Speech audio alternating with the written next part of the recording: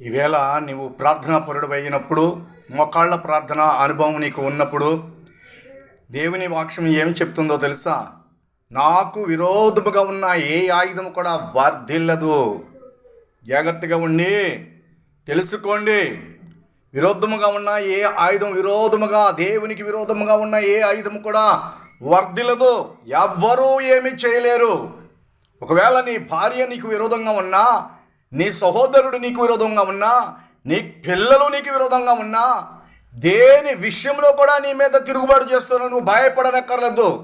నువ్వు మోకాళ్ళ ప్రార్థన చేస్తున్నావు కాబట్టి శత్రువైన సాతాను నీ వాళ్ళ మీదకి ప్రవేశించి నిన్ను భయంకరంగా శోధిస్తాడు.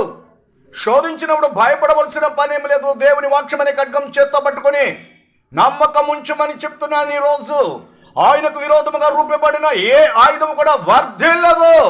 నీ శత్రువులు ఏమాత్రము వర్ధిల్లరు. అది నిజము. మహాసముద్రము అడ్డొచ్చిన కానీ ఆయన 2 ముక్కలుగా 2 పాయలుగా చీల్చివేశాడు.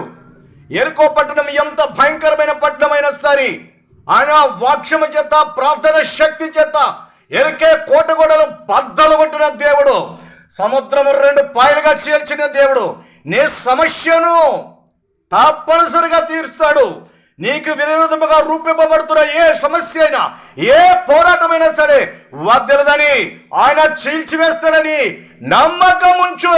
Praise the Lord. నమ్మకం ఉంచి మోకాళ్ళ ప్రార్థన చేయి. నీవు మోకాళ్ళ ప్రార్థన చేసినంత వరకు ఏ ఆయుధము కూడా నిన్నేమి చేయలేరు. ఏ వ్యక్తి నిన్నేం చేయలేరు.